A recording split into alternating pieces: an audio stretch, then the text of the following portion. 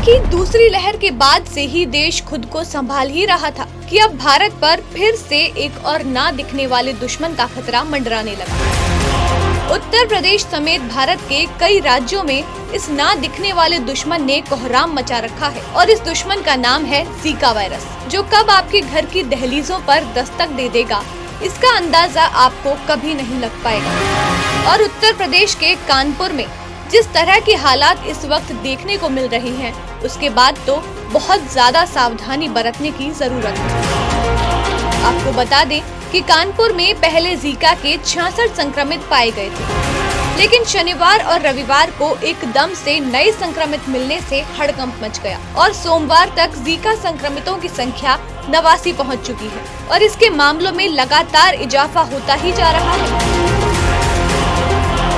मगर ऐसा नहीं है कि ये हाल बस उत्तर प्रदेश का ही है।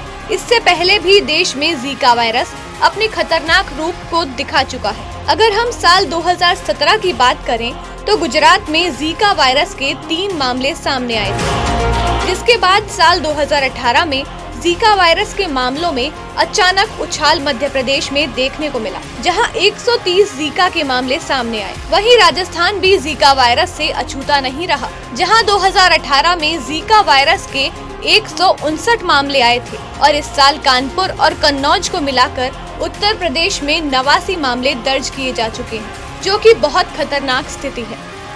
लेकिन क्या आप जानते हैं कि जीका वायरस भारत में आया कैसे और देखते ही देखते कैसे ये भारत के लिए इतनी बड़ी चुनौती बन गया? अगर नहीं तो हम आपको बताते हैं। दरअसल साल 1947 में पीले बुखार का शोध कर रहे east African virus research institute के वैज्ञानिकों को जीका के जंगल में रीसस मकाक, जो लंगूर की एक प्रजाति है, उसको पिंजरे में रख कर अपना शोध कर रहे थे।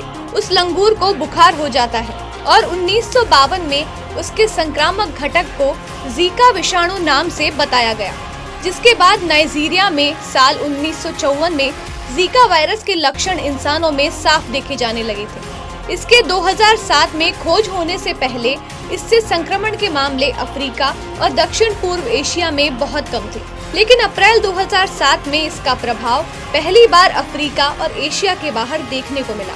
यप नाम के द्वीप में लाल चकत्ते, कंजक्टिवाइटिस और जोड़ों के दर्द के रूप में इसका असर दिखा, जिसे सामान्यतः डेंगू या चिकनगुनिया समझा जाने लगा।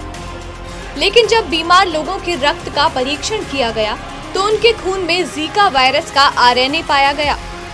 लेकिन भारत में इसकी एंट्री कैसे हुई थी, इसकी पुष्टि अभी तक नहीं हो पाई है, क्योंकि जिन लोगों में भी इसके लक्षण पाए गए थे उनकी कोई ट्रैवल हिस्ट्री नहीं थी।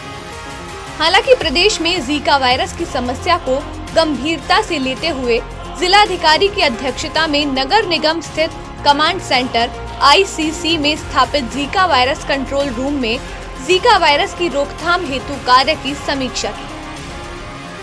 जिलाधिकारी ने निर्देशित करते हुए कहा कि प्रतिदिन जीका वायरस संक्रमण से घनात्मक आने वाले मरीजों के स्वास्थ्य की जानकारी हेतु दिन में 2 बार कॉल अवश्य की जाए। जनपद कानपुर नगर में आज दिनांक 6 नवंबर 2021 तक जीका वायरस के कुल 79 पॉजिटिव केसेस पाए गए हैं।